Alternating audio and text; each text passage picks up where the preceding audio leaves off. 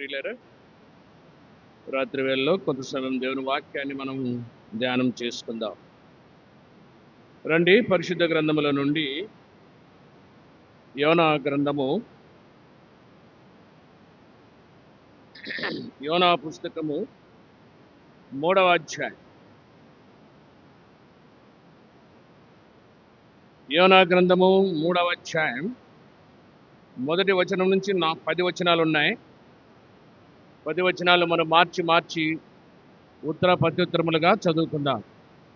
దయచేసి చదవగలిగిన వారు పెద్ద చదవచ్చు, లేదంటే వినటానికి ప్రయత్నం చేయండి. ఇందులో ఉన్న సారాంశాన్ని వినటానికి ప్రయత్నం చేయండి. మొదటి వచనం నేను చదువుతాను, రెండవ వచనం అందరూ కలిసి చదువు. అంతటా యెహోవా వాక్కు రెండవ మారు యోనాకు ప్రత్యక్షమై సెలవిచ్చినదేమనగా, అందరూ చదవండి.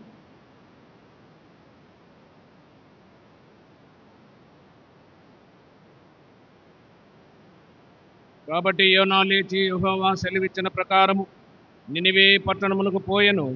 నినివే పట్టణము దేవుని దృష్టికి గొప్పదై 3 దినముల ప్రయాణమంతా పరిమాణము గల పట్టణము.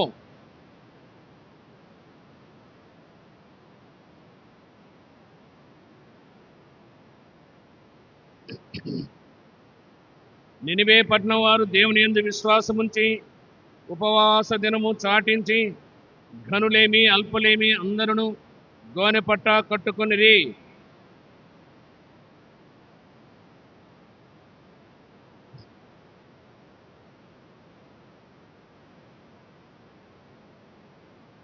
మరియు రాజైన తానును ఆయన మంత్రులను ఆజ్ఞీయగా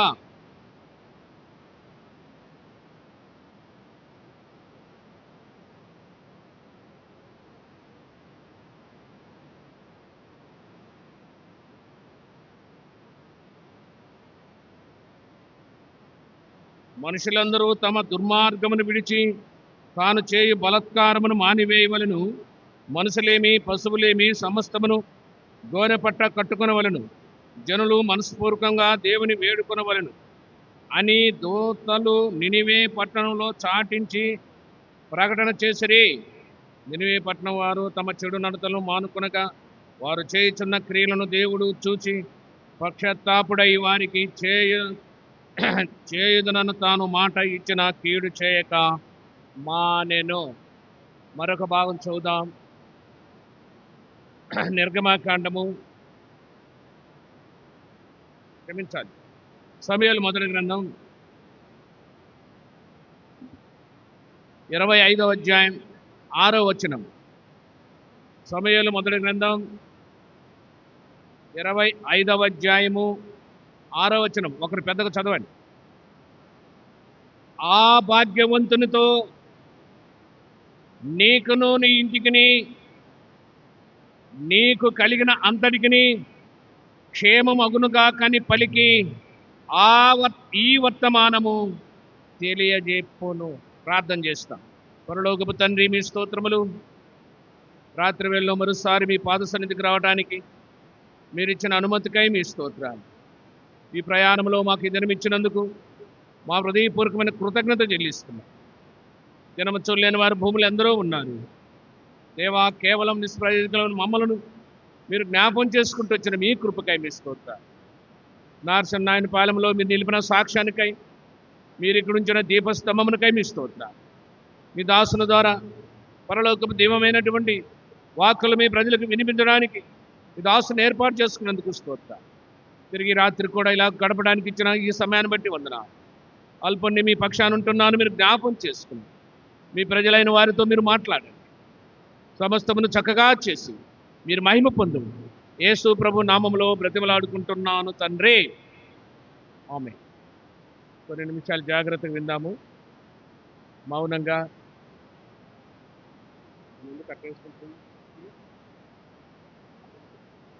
బాగా వస్తుంది, నిద్రపోతుంది.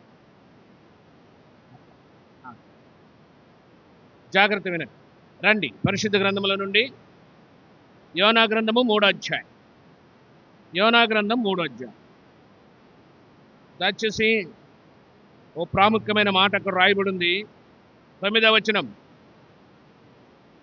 మనుషులందరూ తమ దుర్మార్గములను విడిచి తాము చేయు బలత్కారమును మానివేయవలెను. చాలు మా విను. ఏం చేయాలంట? ఒక పుండుకు మానాలంటే ఇప్పుడు ఏం కావాలా అయ్యా? మందు కావాలి. మందు వేస్తే కానీ పుండు మాను. దుర్మార్గుడు దుర్మార్గం మానాలంటే ఏం కావాలా? వాక్యం అనే మందు కావాలి. ఈ వాక్యం ఎక్కడుంది? ఎక్కడుందండి? కృపాసత్య సంపన్నుడై మన మధ్య నివాసం చేస్తుంది అది. ఆ వాక్యం ఎలా ఉంది? ఎలా ఉంది? చదవండి. ఆదికాండం వాక్యం ఎక్కడుందో, ఎలా ఉందో. ఆదికాండము 18వ అధ్యాయము 19వ వచనం. ఆదికాండం 18వ అధ్యాయం 19వ వచనం. అబ్రహామును గూర్చి చెప్పినది, అతడు కలుగు చేయనట్లు తన తర్వాత తన పిల్లలను తన ఇంటి వారును నీతి న్యాయములను. అది ఏం జరిగితే వారి మధ్య ఉంటాడంట దేవుడు? నీతి న్యాయం. ఒక పుండు మాంటానికి మంది ఎలా అవసరమో ఆత్మీయంగా, అయ్యా విను, ఆత్మీయమైనటువంటి నీ జీవితంలో నెమ్మది లేనటువంటి పుండులేస్తే, అసమాధానమైన పుండులేస్తే, లోక సంబంధమైన ఆశలు కలిగినటువంటి పుండులేస్తే మానుకోవటాన్ని ముందు చెప్తున్నాడు. ఏం కావాలంట? నీతి న్యాయములు.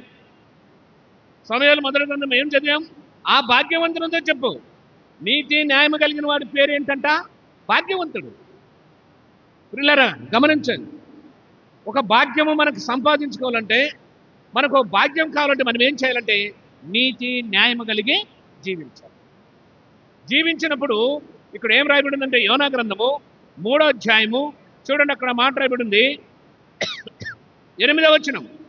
ఒకవేళ దేవుడు మనసు తిప్పుకొని పక్షత్తాపుడై, ఒకవేళ దేవుని మహాకృపను బట్టి నువ్వు నీతిమంతుడిగా తీర్చబడితే, నువ్వు న్యాయవంతుడిగా తీర్చబడితే, నువ్వు పరిశుద్ధుడిగా తీర్చబడితే, పాపమనే పుండును మారిపోతే, దేవుడు పక్షత్తాపడి నీ మీద కనికరపడి నిన్ను రక్షించడానికి ఒకవేళ అవకాశం చెక్కొచ్చేమో.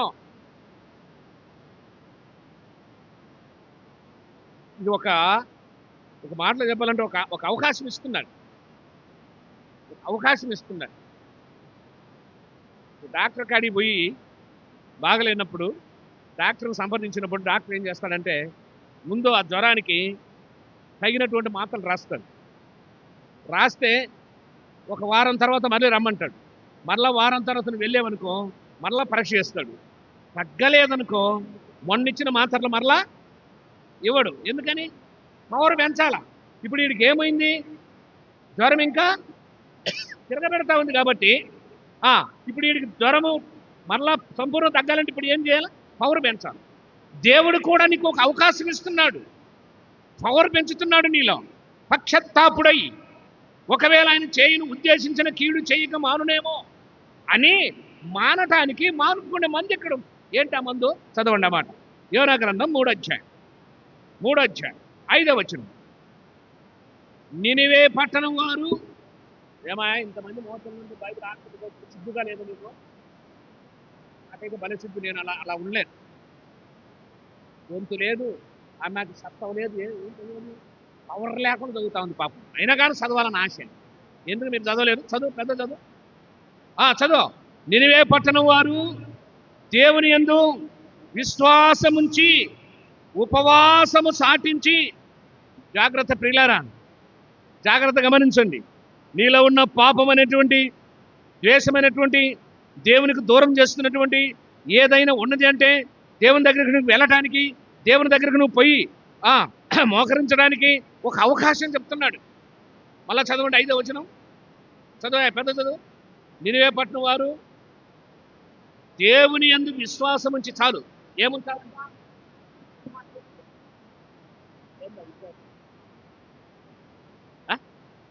ఏంది ఆ విశ్వాసం? 12:30 అయింది. నేను మీటింగ్ చూసుకొని బస్ స్టాండ్ దిగా. లాస్ట్ బస్సు దిగేట్టు చూస్తూ ఉంటా, పల్లాలకెళ్ళి ఎవరన్నా ఉన్నారేమో మన వాళ్ళు ఉంటే తీసుకుపోతాం ఇంటికని పొజిల్లో. కుర్రవాడి చెన్నయ్య, చెన్నయ్య భార్య ఇద్దరు ఈగలు తోలుకుంటూ కూర్చోను. ఈ ఊరు వాళ్ళ సంగతి నేను హైదరాబాద్ వాళ్ళ సంగతి చెప్పట్లా. వాళ్ళు చింతకుంటలో ఉన్నారు. వీళ్ళే మనోళ్ళు అని చెప్పి దగ్గరికి వెళ్ళి, ఎందుక ఈ ఎరకాడు ఇక్కడ ఉన్నారంటే, నువ్వు చెప్పకూడదులే మామ, భలేవాడు చెప్పవా, ఎందుకంటే మేము వినుకొండ దగ్గర జనాన్ని భరిస్తున్నాము, మేము వచ్చేలేకి మాకు చింతకొండలకి ఏముండవు కదా, అందుకని తెల్లారిన దాకా ఈ దోమ చేత గుర్తించుకొని ఏం ఉందాం అనుకున్నాము, ఎవరింటి బాగుంటానికి రానిరు కదా అన్న. పోదారా మా ఇంటికి, భలేవాడమే, మేము జనాన్ని భరిస్తున్నామా, నేను 100 జనాలు చేశానా నీకే రా అని చెప్పి బండి ఎక్కించుకొని నేను ముందు తీసిపోయి బాత్రూమ్ తీసిపోయి స్నానం చేపించి నేను నాకు ఉంచిన బువ్వ పెట్టి మా ఇంట్లో బండి వేసుకున్నా. నేను ఉత్తరాల సంగతి నేను చెప్పేది. ఏది నీ విశ్వాసం, ఏది నీ దేవుని ప్రేమ, ఏం చూపిస్తున్నావు, ఏం చూపిస్తున్నామండి? క్రియ ఉండాలంటాడు. నువ్వు క్రియ చూపించాల, ఒట్టి మాటలు కట్టిపెట్టు. తెల్లారి పొద్దున భార్య భర్తలు మళ్ళీ బండి వేసుకొని బస్ స్టాండ్ చేసుకొచ్చి వదిలిపెట్టిపోయాం. అడగండి, ఇప్పుడు ఉన్నారు. క్రియ ఉండాల. ఒకవేళ పక్షత్తాపుడై చేయను ఉద్దేశించిన కీడు చేయక మానాలంటే నువ్వేం చేయాలంట? ఇప్పుడు 5 వచ్చింది చదువు. నువ్వేం చేయాలంట? ఆ ప్రశ్నకు జవాబు ఉంది. నువ్వేం చేయాలంట? విశ్వాసమందు ఉంచి ఉపవాస దినము చాటించి, ఎవరంట? గనులేమి అల్పులేమి ఏం కట్టుకోవాలమ్మా? 40 దినాలు ఉపవాసం ఉన్నాం కదా మనము. చివరి రోజు మీరు చీరలు కట్టుకోకుండా గోనె పట్లు కట్టుకొని రాండ్రా మందిరానికంటే, ఇక ఈయన గురించి ఊరందరూ చెప్పరా మీరు? ఈయనకేదో పిచ్చులు వేసింది, మేము పట్టు చీరలు కట్టుకునే వాళ్ళం అయితే గోనె పట్టు కట్టుకుంటామా అని. గోనె పట్టు అంటే ఆ గోనె పట్టు కాదమ్మా. గోనె పట్ట అంటే అర్థం ఏంటంటే తగ్గింపు అని అర్థం. ఓర్పు, సహనం, విశ్వాసం, ఎదుటివాడిని ప్రేమించడం నేర్చుకోవటం గోనె పట్టు అంటే. ఎదుటి వాడిని ప్రేమించడం నేర్చుకోవటమే గోనె పట్టు. నిన్ను నువ్వు తగ్గించుకోవాలి, అన్ని విధములు తగ్గించుకోవాలి, అన్ని విషయంలో తగ్గించుకోవాలి. ఎవరంట వీళ్ళు? చూడండి ఎంత చక్కగా రాసింది. గనులేమి అల్పులేమి అంటే గొప్పవారు, చదువుకున్నవారు, ఉద్యోగం ఉన్నవారు, ఆస్తి ఉన్నవారు, కులం ఉన్నవారు, మతం ఉన్నవారు, ఎంతో ఉన్నతమైన స్థానం కలిగిన వాళ్ళు తగ్గించుకున్నారు. అడుక్కుండేవాడు వీళ్ళు తగ్గించుకున్నారు. గోనె పట్టు కట్టుకున్నారు. అందరూ వచ్చి మోకరించారు. ఇప్పుడు దేవుడు ఏం చేస్తున్నాడు? ఎడా ఊరకున్నాడా? వాళ్ళు గోనె పట్టు చూసి ఊరకలేడండి.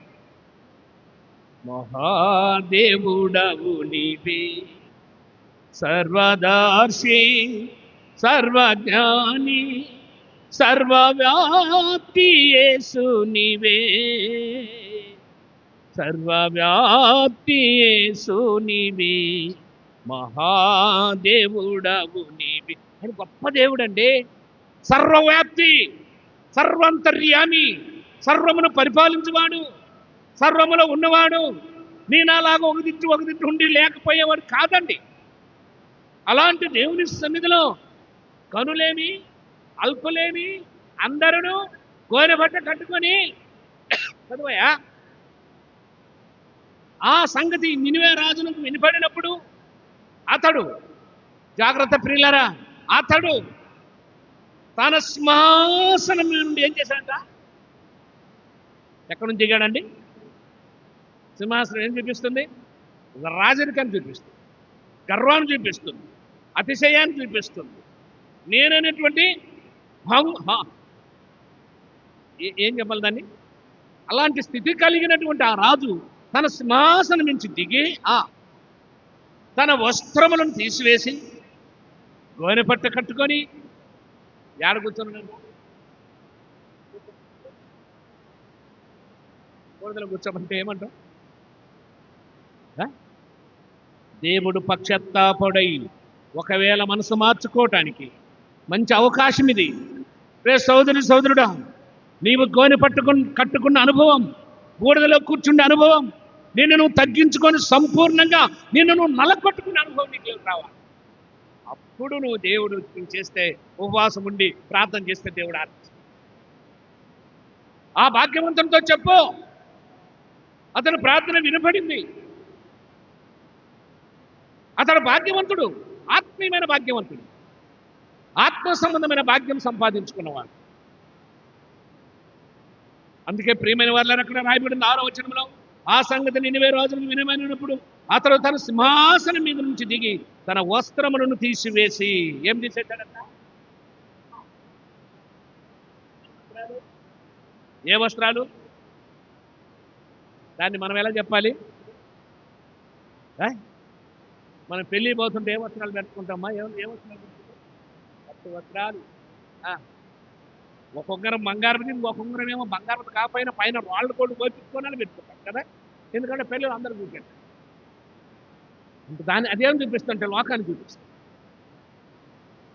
రాజవస్త్రాలు తీసేసాడు, తన రాజునని మర్చిపోయాడు. నేను రాజునైతే, నా గొప్పతనం ఉంటే, నా రాజ్యం పాడైతే, బా చూడండి పిల్లరా ఎంత తగ్గింపో. నా రాజ్యం పాడు కావడానికి వీలో లేదు. నాకు రాజ్యం లేకపోయినా, నాకు రాజవస్త్రం లేకపోయినా, సింహాసనం లేకపోయినా పర్వాలేదు, కానీ నేను గోనెపట్ట ధరించాలి. ఈ గోనెపట్ట ఎంత తగ్గింపును చూపిస్తుందో. ఆయన మహాదేవుడయ్యుండి 2026 సంవత్సరాలు ఏం చేశాడంట? రండి ఆ మాట చదవండి. ఉపవాసం ఎందుకు ఉండాలి, ఎలా ఉండాలి చదవండి. మత్తయి సువార్త 4వ అధ్యాయం 1-2 వచనాలు త్వరగా. మత్తయి సువార్త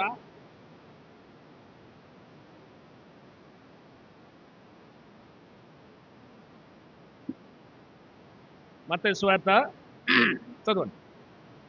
అప్పుడు యేసు అపవాది చేత శోధించబడి ఆత్మ వలన అరణ్యమునకు కొనిపోబడును.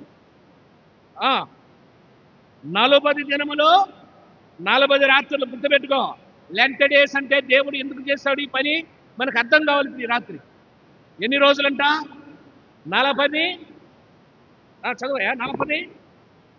40 దినములు 40 రాత్రములు ఉపవాసం ఉండి ఆయన ఆకలి కనుక ఆ శోధకుడు ఆయన ఎద్దుకొచ్చి, నీవు దేవుని కుమారుడు అయితే, ప్రియమైన దేవుని బిడ్డలారా, ఆయన మహాదేవుడై ఉండి ఈ భూలోకానికి వచ్చి నీ నా పాపముల కొరకై తనే ఉపవాసం ఉండి 40 దినాలు ఉపవాసం ఉండి ప్రార్థన చేస్తున్నాడు తండ్రికి. నువ్వు ఎలా ఉపవాసం ఉంటున్నావు? ఒకసారి అడిగితే 2-3 చేతులు లేచి ఈ రోజు కూడా ప్రశ్న వేస్తే లేకపోతే యాడ్ చేతులు. నిజంగా ఈరోజు మధ్యాహ్నం నుంచి ఉపవాసం చేస్తాను. నేనైతే నేను చేయొస్తాను. ఉపవాసం అంటే ఏంటి అనేది మనం నేర్చుకుంటే తగ్గింపు, ప్రభు దగ్గరికి వెళ్ళటానికి మార్గము, ప్రభు దగ్గర చేరి అడగటానికి అవకాశం ఉండే కారణం. ఏదో కారణం ఉండాలి కదా. ఇప్పుడు కలెక్టర్ దగ్గరికి పోయావు, నీ ఊళ్ళో ఏదో పొలమో ఒక ఇల్లు ఏదో లేకపోతే నువ్వు పోతే అడుగుతిస్తాడు, కానీ నువ్వు అన్నీ ఉంచుకొని అడిగిపోయి కారణం లేకుండా అడిగితే నీ దేవుడు అని అడగడా? దేవుని దగ్గర నువ్వు వెళ్ళటానికి కూడా కారణం కావాలి.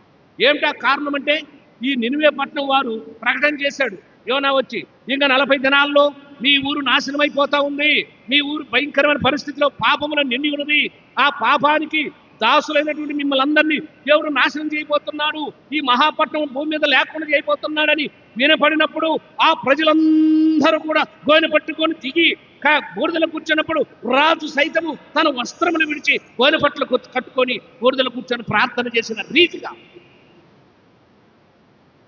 పరలోకపు దేవుడు ప్రభువైన యేసుక్రీస్తు వారు ఈ భూలోకానికి మానవుడిగా వచ్చి తను ఎంతో తగ్గించుకొని గోనె పట్టు కట్టుకొని ఆయన ఏం చేస్తున్నాడు? 40 దినాలు రాత్రి పగలు తండ్రి దగ్గర ప్రార్థన చేస్తున్నాడు.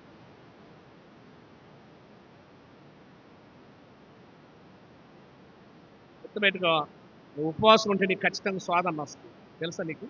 నిజంగా ఉపవాసం ఉంటే దేవుని దగ్గర అడుగుతున్న స్వాదం వస్తుంది. ఎందుకు తెలుసా? ఒక మిలిటరీ వాడో లేకుంటే ఒక పోలీసు వాడో ఉద్యోగం చేసేటప్పుడు ఊరకుని ఉద్యోగాన్ని పిలవరండి. ఉద్యోగానికి ముందు ఏమిస్తారు అమ్మా? ట్రైనింగ్ ఇస్తారు. ఆ ట్రైనింగ్ నువ్వు గెలవాలి. ఆ ట్రైనింగ్లో నువ్వేం కావాలా? విన్ కావాలి. ఆ ట్రైనింగ్ ఎలా ఉంటుంది తెలుసా? మహా కఠినంగా ఉంటుంది. కఠినమైన నేలలో నడిపిస్తారన్న. దాదాపు 18-20 బరువు వేసి ఆ నడ్డిపుని కట్టి మరి 7 కిలోమీటర్లు పరిగెత్తాలి. వీడు మధ్యలో పోయి నేను బాగాలేను అనుకో, వీడికి ఉద్యోగం ఏమైంది? ఇష్టాక్ అయింది. దేవుడు కూడా ఈ భూమి మీద విశ్వాసమైన నిన్ను ఉపవాసం ఉంచడానికి కారణం ఏంటంటే నువ్వు దేవుని చేరుకోవాలి, నువ్వు దేవుని దగ్గరకు వెళ్ళాలి. నువ్వు దేవుని దగ్గరికి వెళ్ళాలంటే నీలో ఉన్న అడ్డంకులు ఏం చేయాలా? మా నేను తొలగించుకోవాలి. అడ్డంకులు తొలగించకుండా లోపలికి వెళ్తాం. అడ్డంకి అది చిన్నదే కైతే, చాలా చిన్నదే నీ దృష్టిలో, కానీ అది తొలగలేదు కాబట్టి నువ్వు వెళ్ళలేకపోతే. అందుకే ఆ అడ్డంకిని చూసి వీళ్ళు కనుగొన్నారు. యోనా గ్రంథము 3వ అధ్యాయము 7వ వచనం రాయబడింది ప్రియులారా. మరియు రాజైన తానును తన మంత్రులను ఆజ్ఞగా ఒకవేళ దేవుడు మనసు త్రిప్పుకొని పశ్చాత్తాపుడై మనము లయము కాకుండా తన కోపాగ్ని, ఏ అగ్ని అంట, చేసే పనులు కదా. మందిరానికి వస్తున్నాం, బయట చెడు చేస్తున్నాం. మందిరానికి వస్తున్నాం, బయట చెడ్డ మాటలు మాట్లాడుతున్నాం. మందిరానికి వస్తున్నాం, మాటలు పాడుతున్నాం, అదే నోట అబద్ధం ఆడుతున్నాం, అదే నోట ప్రభువైన యేసు క్రీస్తు వారి పరిశుద్ధమైన మాట పలుకుతున్నాం. నీకెంత ధైర్యం, నీకెంత ధైర్యం తెలుసా? అది నీకు తగునా? నీ వల్ల అయ్యేనా? నువ్వు నిజంగా విశ్వాసమేనా? నువ్వు ఉపవాసం నుండి మోకరించి ప్రార్థన చేస్తే ప్రభు ఆలకిస్తాడా? దేశము పాడైతుంటే రాజు సైతము మోకరిస్తేనే గతి లేదే. నీవు నీ కుటుంబము ఈరోజు ఇంత భయంకరమైనటువంటి పరిస్థితుల్లో ఉండడానికి కారణమైన ఆ పాపాన్ని నువ్వు తీసివేసుకోకుండా నువ్వు పరిశుద్ధమైన మార్గంలో ప్రభు దగ్గరికి వెళ్ళాలంటాను. తేలికయ్యే పనే. అందుకే ప్రియులారు అక్కడ మాట రాయబడింది. చదవడయా, చదువు 7వ వచనం మళ్ళీ చదువు, క్రింద భాగం. కోపాగ్ని చల్లార్చుకొనును గనక మనుషులు ఏదియో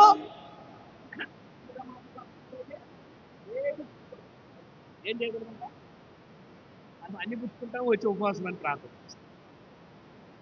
టీ తాగుతాం, కాఫీ తాగుతాం, ఇడ్లీ తింటాం, అవసరమైతే అటు ఇటు చూసి 2 ముద్దలు అన్నం తింటాం. ఇంకెవరు లేకపోతే ఫంక్షన్కి పోతే మూడు దులుసుకొని నెలకు 2 ముక్కలను వెళ్తాం. అంటే నువ్వని కాదండి, ఒకవేళ నువ్వైతే నాకేమి ఇబ్బందులు, నువ్వు తింటే నీకే. కానీ ప్రకటన ప్రకారం జీవించాలి. ఏమైతే రాజు ప్రకటన చేశాడు, చదవండి ఎంత చక్కగా ఉందా మాట. మీరు ఎప్పుడైనా చదివారా? 7వ వచనం క్రింద భాగంలో, మనుషులు ఏది పుచ్చుకొనకూడదు. ఆడ చూడండి ఎంత అర్థం ఉందో. పశువులు కానీ, ఎద్దులు కానీ, గొర్రెలు కానీ. అబ్బా, ఇది సరైన ఉపవాసం, ఇది సరైన ఉపవాసం. గుర్తుపెట్టి, పశువులు కానీ, ఎద్దులు కానీ, చదువయా బాగా చదువు. పశువులు కానీ, ఎద్దులు కానీ, గొర్రెలు కానీ ఏం చేయకూడదు.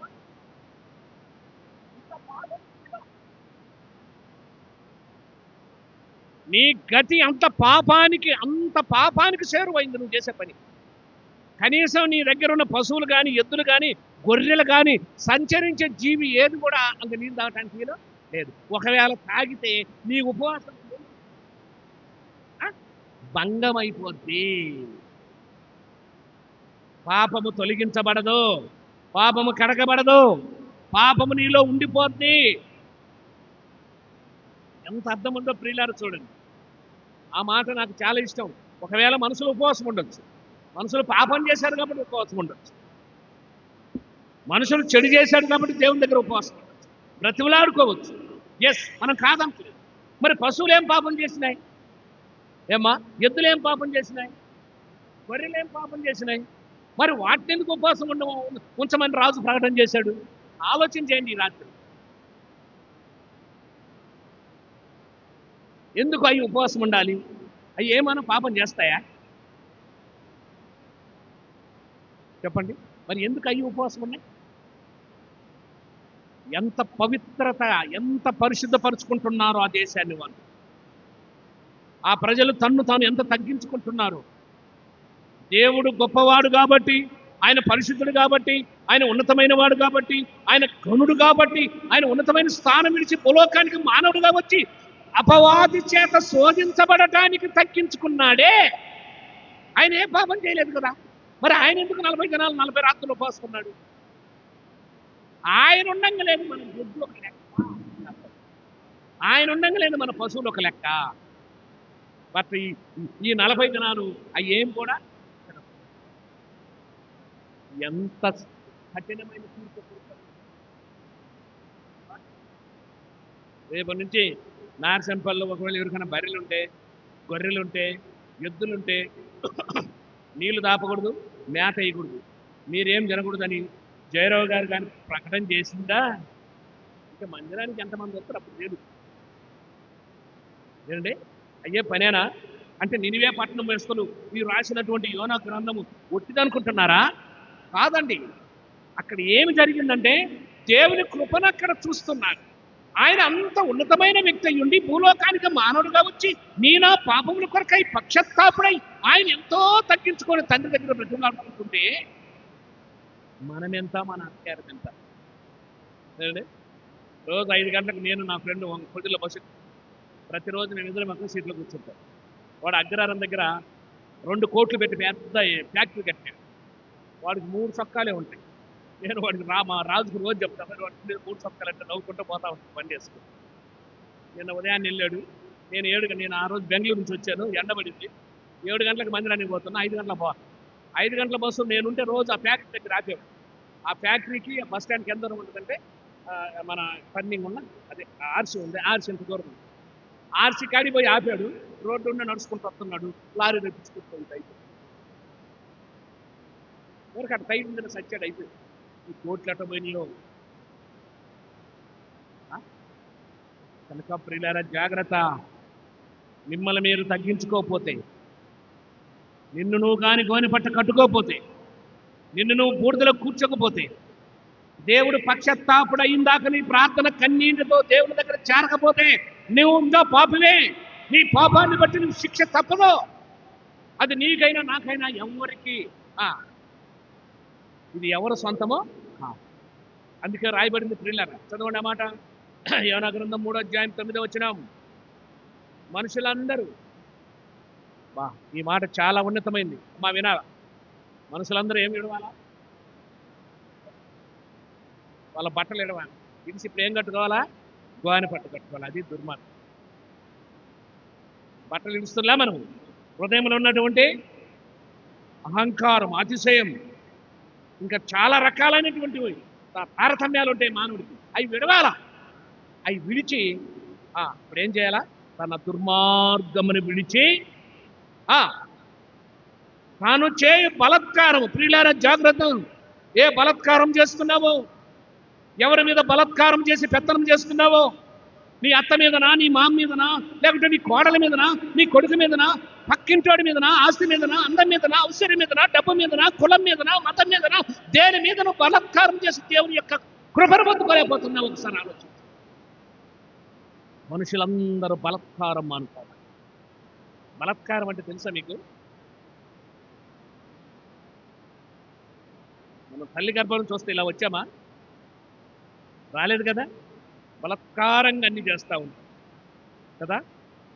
నేను శేషపురంలో ఒక మ్యారేజ్ చేయడానికి వెళ్ళాను. వెళ్తే అక్కడ నాకు కూర్చేసారు, కూర్చున్నాను. అమ్మాయి వచ్చి విడుదల ఉంది. అమ్మాయిని తీసుకొని వద్దారండి పాస్టర్ గారు, కొంచెం ప్రార్థన చేద్దారండి అంటే, నేను ఆ అమ్మాయి ఉండే ఇంటి దగ్గరికి నాతోటి కొంతమంది సేవకులు వస్తుంటే వెళ్ళాను లోపల. జాగ్రత్తగానండి. వెళ్తే అమ్మాయి లోపల కూర్చొని ఉంది. చుట్టూరు చాలామంది ఆడక్కలు ఉంటారు కదా, మీరు కూర్చుంటారు. అమ్మాయి అడుగుంది. నేను అడిగి అందరూ ఒకటిగానే ఉన్నారు. అమ్మాయి కూడా వాళ్ళలాగానే ఉంది. అమ్మ పెళ్లి కూతురు ఏదిరా అన్నాను. అమ్మాయి నాకు వెళ్ళి ప్రైజ్ లాడు సార్. నేను అమ్మాయి ఎట్లుందంటే నాకెవరు అవపట్లేదు. దేవదూత ఎట్లుంది అంటే ఒంటి మీద చీరుంది, జాయికున్నా ఏం. అమ్మాయిని చూసి నాకు చాలా ఆనందం. తీసుకొచ్చి మ్యారేజ్ చేశాను. చాలా సెన్సిటివ్ మైండ్ అనమాట. అంటే ఒక కఠినమైన మైండ్ అమ్మాయి. అమ్మాయి గర్భవతి 7వ నెల. తన భర్త అప్పుడప్పుడు ఫోన్ చేస్తాడు నాకు, వాళ్ళ మామ ఫోన్ చేస్తాడు. అమ్మాయి హైదరాబాద్లో ఉంది వాళ్ళ తల్లిదండ్రుల దగ్గర. ఆ అబ్బాయి బెంగళూరులో ఉన్నాడు పనిచేస్తాడు. నేను బెంగళూరు కూడా వెళ్ళాను అమ్మాయి పెళ్ళిన తర్వాత. వీడు రాత్రికి జాగ్రత్తగా అమ్మాయితో ఫోన్లో మాట్లాడుతూ నువ్వు వచ్చి నన్ను తీసుకెళ్ళు అని అన్నాడు. నాకు రావటానికి తీరుబాట్లేదు, నాకు సెలవు ఇవ్వట్లేదు అన్నాడు. అట్లా ఇలా ఒక చిన్న ఘర్షణ జరిగింది ఇద్దరి మధ్య. జరిగిన తర్వాత ఏమైంది తెలుసా? వీడు ఏమన్నాడంటే నువ్వు వస్తేరా లేకపోతే అలసావు అన్నాడు. ఏమన్నాడంట? ఈ అమ్మాయి ఇంట్లోకి వెళ్ళి వాళ్ళ అమ్మ వాళ్ళ ఆయన నిద్రపోతున్నారు, ఊరేసుకొని వచ్చి ఊరేసుకొని కథ కాదండి నేను చెప్పేది, రియల్ స్టోరీ. ఉదయాన్నే నాకు ఫోన్ వచ్చింది, నా ప్రజలాడన్నా రాత్రి మా కోడలు చచ్చిపోయిందన్న పలానా. నాకేం గుర్తుకొచ్చింది? నా పెళ్లి చేయడానికి వెళ్ళానే ఇడిదింట్లో, అది గుర్తుకొస్తుంది ఈ రోజు. ఎందుకు చెప్తున్న పిల్లారంటే, తను మాట అంటే అంతే, నాలుకైన కోసుకుంటుంది కానీ అబద్ధం ఆడదు. ఇది పవిత్రతకు గుర్తుగా ఉంది. అంటే ఆ అమ్మాయి అలా చనిపోవడం కరెక్ట్ కాదులండి.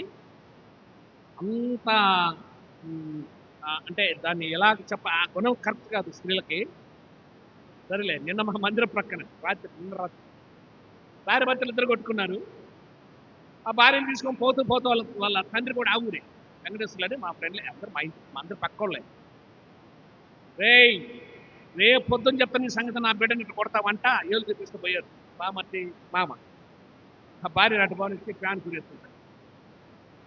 ఏమనాలి దీన్ని? ఏమనాలి చెప్పండి? సావంటే అంత తేలిగ్గా ఉందా నీకు? నువ్వు చనిపోయిన తర్వాత ఎక్కడ పోతావు తెలీదా? నీకు ఎక్కడ పోతావో? ఆ మాట విన్నారు నినివే పట్టణస్థులు. నినివే పట్టణము బహు దుర్మార్గులట, పాపము ముదిరిపోయిందట, పాపము ఆకాశానికి అంటిపోయిందట.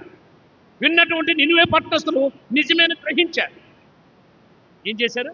నిజమని గ్రహించారు. ఆ నిజాన్ని వాళ్ళు ఏం చేశారు? ప్రాక్టికల్గా చూస్తున్నారు. చదవండి ఆ మాట ఏం రాయబడిందో. 9వ వచనం క్రింద భాగంలో, మనుషులేమి పశువులేమి సమస్తమును గోనె పట్ట కట్టుకొని పరెను జనులు మనస్పూర్వకముగా ఎట్ట వేడుకోవాలన్నా వాళ్ళు బాగుపోతే ఏమన్నా అంటాడేమమ్మ, పోవాలి ఎట్లా కట్టుకుని కంటే పొద్దుగురు పని పోయి ఆడిపోయేమ్మా అట్లా విను. ఎట్ట వేడుకోవాలంట? ఎట్టా దేవుని వేడుకునేది? మనస్సు పూర్వకంగా వేడుకోవాలి, హృదయపూర్వకంగా ప్రభువును ప్రార్థన చేయాలి. అయ్యా నేను పాపిని, నా పాపం ఆకాశానికి నీకు వినపడుతుంది, ఆ పాపం పోవాలంటే నేను ఏం చేయాలని నేర్పించు, మీ వాక్యంతో నన్ను సంధించు. ఇదిగో మా పాపం ఏమైంది? ఆకాశానికి వినపడిందంట, దేవునికి వినపడిందంట. నినివే పట్టణస్థుల యొక్క పాపం ఘోరమైందంట. మరి నీ స్థితి ఎట్లుంది ఇప్పుడు? మన స్థితి ఎలా ఉందండి? అందుకే ఆ మాట రాయబడింది. పిల్లరా చూడండి, మనుషులందరూ తమ దుర్మార్గమును విడిచి తాము చేయు బలత్కారమును అని. ఈ మాట మీద జాగ్రత్తగానే ఉండి నువ్వు కట్టుకో. ఈరోజు దుర్మార్గం ఏమైనా ఉందా నీ జీవితంలో? బలత్కారం ఏమైనా ఉందా? ఏమన్నా బలత్కారంగా తిడుతున్నావా? అసహ్యంగా మాట్లాడుతున్నావా? ఇంకా నీళ్ళు కుళ్ళు కుట్ర కుతంత్రం వ్యసనం చావలేదా? నీ జీవితం మార్చుకోలేదా? నినివే పట్టణస్థుల గతి ఏమైతుందో రేపు నీ నా గతి ఏమైతుందో తెలుసా? నినివే పట్టణస్థులు రక్షించబడ్డారు. రక్షించబడ్డానికి కారణం ఏంటి? వారు తగ్గించుకున్నారు, దేవుని దగ్గర బ్రతుకులాడుకుంటున్నారు. అంత ప్రభువే పశ్చాత్తాపుడై దేవుని దగ్గరికి వస్తే మనం తగ్గించుకుంటామా? చదవండి ఆ మాట రండి. నిర్గమకాండం 34 త్వరగా నిర్గమకాండం 34 28 అతడు 40 రేయింబగుళ్ళు యెహోవాతో కూడా అక్కడ ఉండెను. అతడు భోజనం చేయలేదు, నీళ్లు త్రాగలేదు. అంతలో ఆయన ఆ నిబంధన వాక్యములను అనగా 10 ఆజ్ఞలు పలకల మీద, ఎవరైనా ఈయన పేరు మోషే, ఎన్ని రోజులు ఉన్నాడంట దేవుని దగ్గర? ఎన్ని రోజులయ్యా? 40 రాత్రి పగలు. ఏమి తెలియదు పెట్టుకుంటాడు. అక్కడే ఆవులు, పశువులు, ఎద్దులు, గాడిదలు అన్ని కూడా ఉపాసం ఉన్నాయంటే అది దేవుని కృప. 40 దినాలు అన్నం తినలేదు, నీళ్ళు తాగలేదు.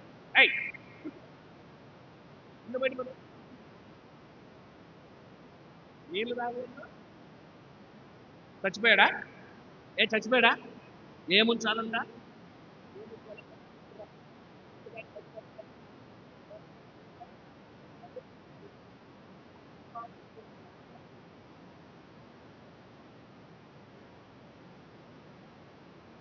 మూడో అధ్యాయం ఎక్కడ మరి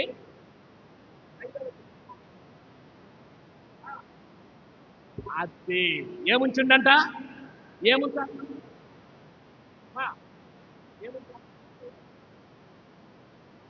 ఏముండాలా విశ్వాసం అంటే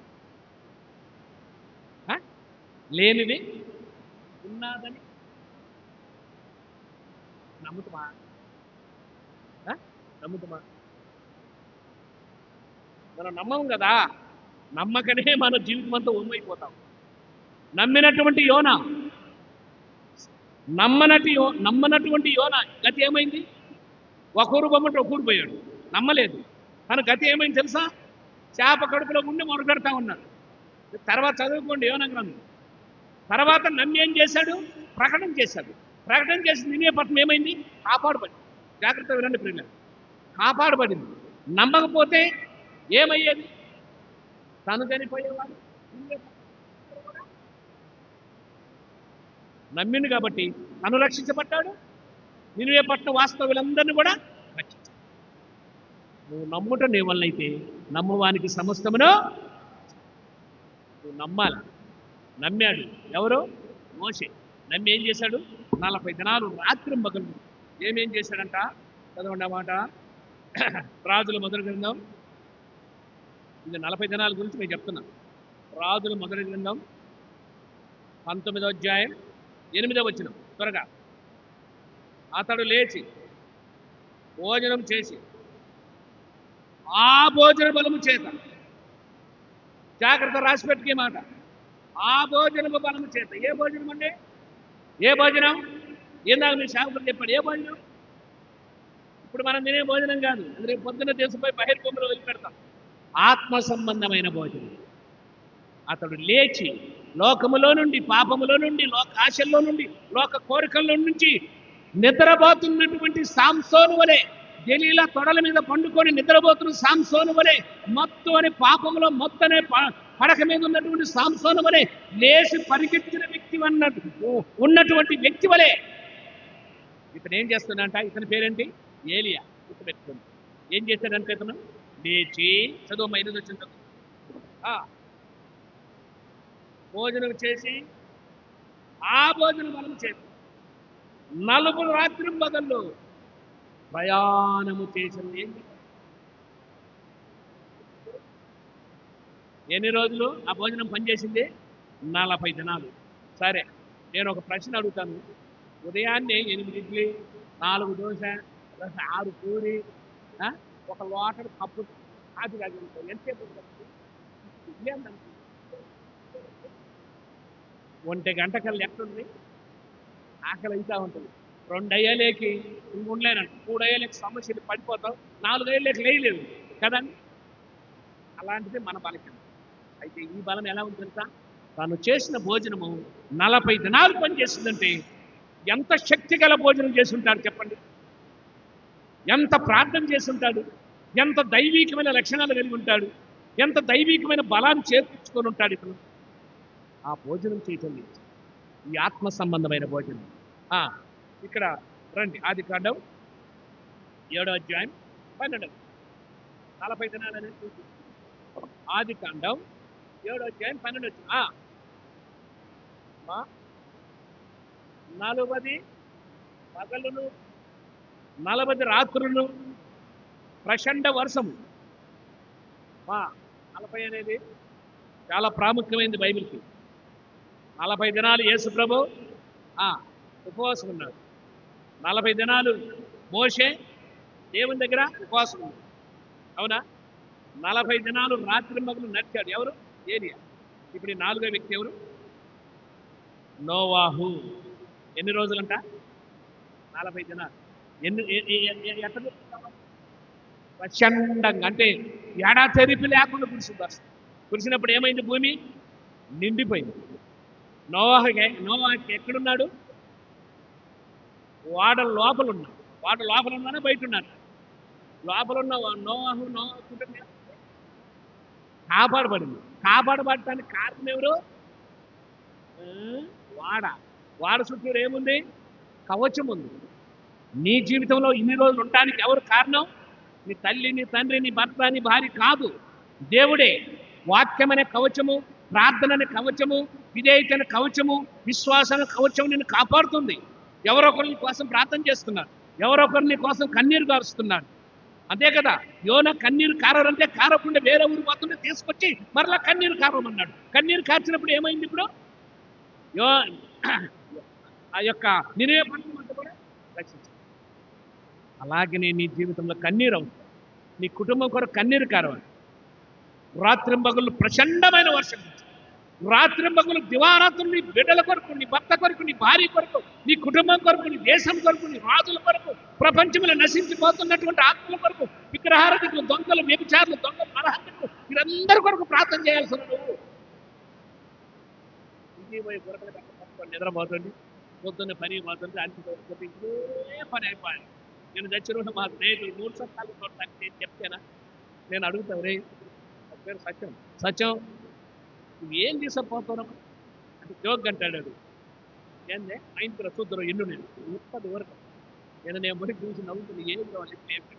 ఏం లేదు, ఎంత ఇద్దుంది లోపల ఏం లేదు. ఎందుకని వాడు సంపాదించి పెద్ద ఫ్యాక్టరీ కట్టేశారు. అందరూ చదువుతాడు 2 కోట్లు అయింది మామ అని. కనీసం నిన్న చినిపోయిన సొక్కగా చినిపోయిన ప్యాంటు మీద కాలేసి. కనుక జాగ్రత్త, నీ బిడ్డల కొరకు ప్రార్థన చేయాలి. కన్నీరు కారం, రాత్రి మగులు 40 దినాలు అనేది ఒక ప్రాముఖ్యత. చదవండి త్వరగా, సమయం చాలదు. యోనా గ్రంథం ఆదికాండం 3వ అధ్యాయం 19వ వచనం. ఆదికాండం 3వ అధ్యాయం 19వ వచనం. నీవు నేలకు తిరిగి చేరు వరకు నీ ముఖముడు చెమర కాటి ఆహారం తిందు, ఏలయనగా నేల నుండి తీయబడితివి, నువ్వు మన్నే కనుక. నువ్వెవరు అంట?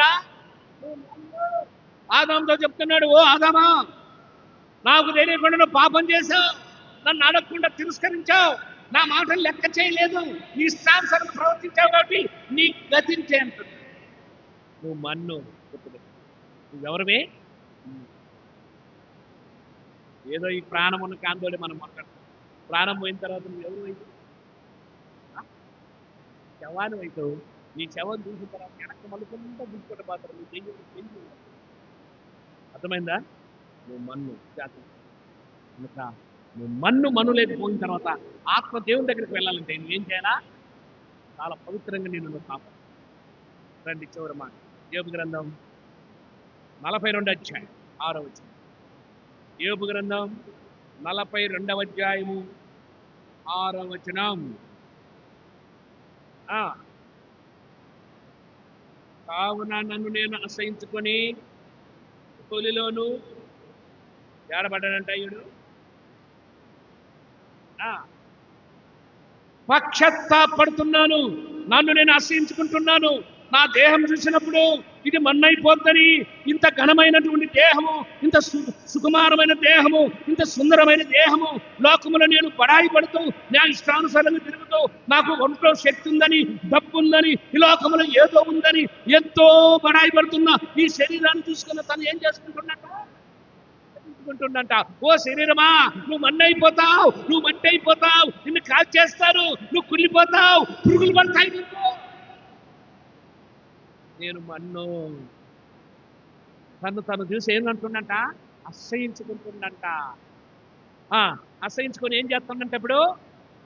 అయ్యా చదువయా, పూరిలోను ఊరదలోను పడి పశ్చాత్తాపడుతున్నాడంట. అయ్యా నేను పాపినయ్యా, నేను మన్నై మరణానికి పోకముందు నా ఆత్మ ఒకసారి జ్ఞాపకం చేసుకోయా, ఇది ఎంతో భయంకరంగా తిరిగింది ఈ లోకంలో, తన ఇష్టానుసారంగా ప్రవర్తించింది, దీనికి శిక్ష రాబోతా ఉంది. ఈ శిక్ష నుంచి తప్పించబడాలంటే నినివే పట్టణస్తులు తను తగ్గించుకొని గోని పట్టు కట్టుకొని బుడదలు కూర్చున్నట్టు కానీ కూర్చోకపోతే నీకు పశ్చాత్తాపం, నీకు దేవుని దగ్గర నేను మన్నో. తెలుసా నువ్వు ఎవరివి? మన్నే కదయ్యా. నువ్వు పాడాను మన్నేనండి, మన్నేనండి, ఇది మట్టి కంటే నీళ్ళు పనికిరాదు. అన్నం పెట్టి నీ భార్య కూడా గొప్ప నీళ్ళు పోసుకుంటా, నేను పెట్టినాను చూసావా? అలాంటి మన్ను నువ్వు. కనుక నువ్వు ఎలా పడాలంట? బూడిదలోను మూతి పెట్టి పశ్చాత్తాపడాలి. పశ్చాత్తాపడుచున్నాను. యెహోవా యోబుతో ఈ మాటలు పలికిన తర్వాత ఆ ఆ ఆ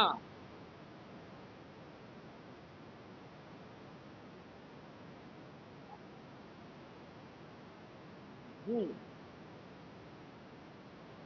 ఏం చేస్తుందంట? ఇంకా కోపం తగ్గల యోబు. సరే, ఆ సబ్జెక్ట్ వెళ్ళాను.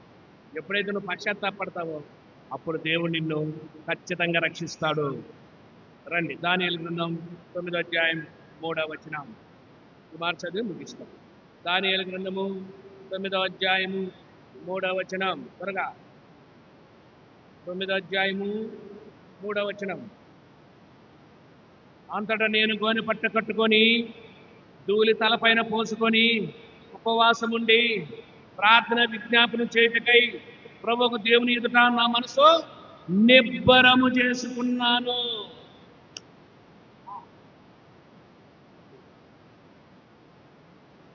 ధైర్యంగా ఎవరుంటారు? అయ్యో, నీతిమంతుడు ఎట్లుంటాడు? ధైర్యం. పాపం చేసిన వాడు ఎట్లుంటాడు? ధైర్యంగా ఉన్నట్టు నటిస్తాడు. గుర్తుపెట్టుకోవాలి. నువ్వు పాపం చేస్తున్నావా లేదని నీ మొదటి కళాకులు. అందుకే ప్రియులారా, నీతిమంతుడు ధైర్యంగా సింహం వలె ఉంటాడట. నీతిమంతుడు కథలను కొండవలే ఉంటాడట. నీతిమంతుడు తన ఉన్నతమైన స్థానాన్ని చూసుకొని దైవ జ్ఞానము కలిగి, దైవ ఆలోచన కలిగి, దైవ భయముతో జీవిస్తాడట. అటు నీతిమంతుడిగా జీవించినటువంటి ఇదిగో ఇలాంటి భక్తుల వలె నువ్వు కానీ జీవించకపోతే ఈ రాత్రి లోకం విడిస్తే నీ గతి ఏంటి? అందుకే ప్రియులారా మాట్లాడబడి మళ్ళీ చదువాయా? మళ్ళీ చదువు. ఏం కట్టుకోనంట? గోనె పట్ట కట్టుకొని కోడిద తలపైన పోసుకొని ఏముండాలంట? మళ్ళా ఉపవాసం ఉండాలి. ఎన్ని రోజులు ఉండాలా? రాత్రి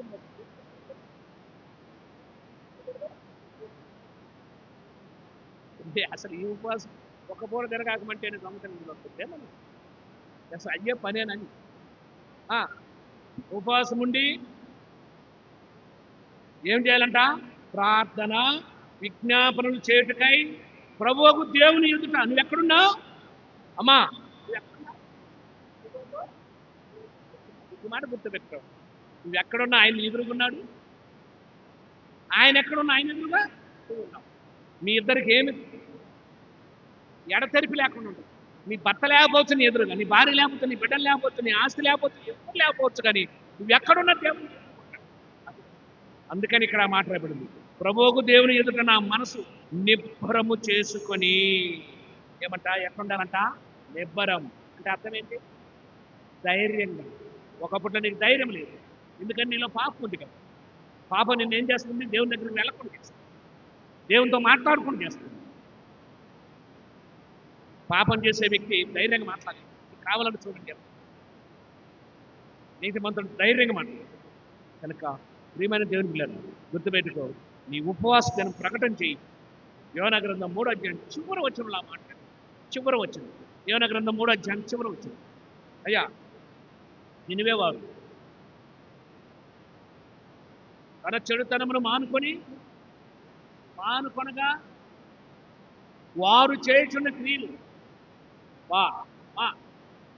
నాకు అందుకే అందరికీ తెలుస్తారమ్మా. దేవుడు చూసి, ఇప్పుడు మనం చదువుకున్నాం, నీ ఎదుటి దేవుడు ఉన్నాడు, చూస్తున్నాడు. ఈ మాట గుర్తుపెట్టుకోవాలి. నీ ఎదుటి దేవుడు ఉన్నాడు, చూస్తున్నాడు. దేవుడు చూసి పక్షతాపుడై వారికి చేయగలన్న కీడు చేయకమానెను. ప్రైజ్లాడు. ఆయన దేవుడు, ఆయనండి దేవుడు.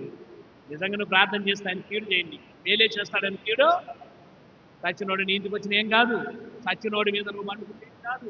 వాడికి నీకు సంబంధం లేదు. వాడు పగబెట్టుకోడు, ప్రేమించడు. నీకు భూమి మీద ఉన్న దాంట్లో ఏది పాలో లేదు. అందరిని ప్రేమించడం నేర్చుకో, అందరితో గౌరవంగా ఉంచడం నేర్చుకో. ఈ చివరి దినాల్లో దైవ ప్రేమ కలిగిండు, దైవ లక్షణం కలిగిండు. నువ్వు చనిపోతే నిత్యత్వానికి వెళ్ళటానికి నీలో ఉన్నటువంటి అడ్డంకులు తీసివేసుకోవటానికే ప్రార్థన. ప్రార్థన అంటే ఎవరి కోసమో కాదు, దేనికోసమో కాదు.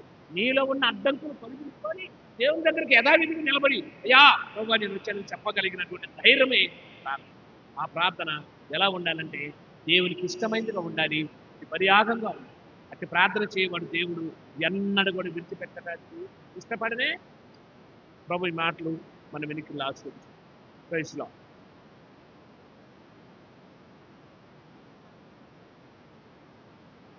ప్రార్థన చేసుకుందాం. దయచేసి అందరూ ప్రభు సన్నిధిలో సాగిలపడదాం. మహాపరిశుద్ధుడా, ప్రేమ కలిగిన తండ్రి, నీ దయను బట్టి, మీ కృపను బట్టి అయ్యా, ఈ రాత్రి కూడా నాయన మాకు అవసరమైన వాక్యం